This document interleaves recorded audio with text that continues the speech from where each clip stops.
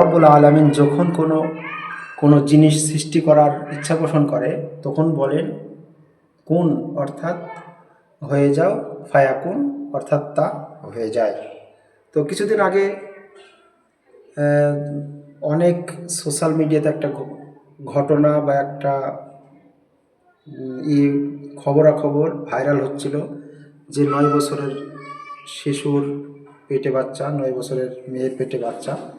তো এটা কতটুকু সত্য? তো এটা কেউ কেউ বলছে এআই দিয়ে বানানো, আবার কেউ বলছে যে এটা রিয়াল।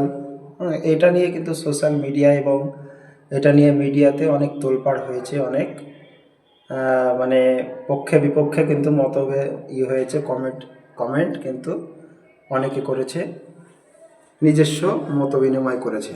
তো এটা ইসলাম কি বলে? আল্লাহ রাব্বুল আলামিন বলছেন যে আল্লাহ রাব্বুল আলামিন যখন ইজা আরাদা শাইয়ান ফায়াকুল আলাহু কুন ফায়াকুন, আল্লাহ রাব্বুল আলামিন যখন কোনো জিনিস, কোনো কিছুকে সৃষ্টি করার করেন, ইচ্ছা পোষণ করেন, তিনি চান যে এই জিনিসটা সৃষ্টি করব, তখন কিন্তু তিনি বলেন কুন ফায়াকুন, অর্থাৎ হয়ে যাও, তারপরে সেটা হয়ে যায়। তাই এটা আল্লাহরও কারিশমা হতে পারে যে আল্লাহ রাব্বুল আলামিন ওই রকম ছোট্ট, অর্থাৎ 9 বছরের মেয়ের পেটে বাচ্চা দিতে পারেন।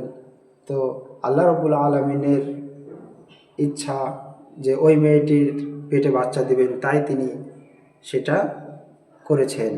অতএব এ নিয়ে করার আশ্চর্যের কিছু নাই, কারণ আল্লাহ রাব্বুল আলামিন তিনি যা চান তাই কিন্তু তিনি করতে পারেন, তাই কিন্তু করেন। আমাদেরকে এই ঘটনার উপরে পুঙ্খানুপুঙ্খভাবে বিশ্বাস রাখতে হবে, দৃঢ় অটুট বিশ্বাস রাখতে হবে যে আল্লাহ রাব্বুল আলামিন যা চান তাই কিন্তু তিনি করেন। যদি আমরা ভাবি যে আল্লাহর সামর্থ্য নাই, আল্লাহ করতে পারেন না, তাহলে কিন্তু আমরা কিন্তু কি হয়ে যাব? মুসলিম আর থাকবো না, আমাদের বিশ্বাসটা কিন্তু আল্লাহর উপরে আর থাকবে না। তাই আমাদের দৃঢ় বিশ্বাস এবং আমাদের কি একদম একান্ত চিত্তে আমাদেরকে মেনে নিতে হবে যে আল্লাহ রাব্বুল আলামিন যা চান তাই কিন্তু তিনি করতে পারেন, তাই কিন্তু তিনি করিয়েছেন। যদি সত্য ঘটনা হয় তো আমরা বিশ্বাস করব আল্লাহ রাব্বুল আলামিনের পরে।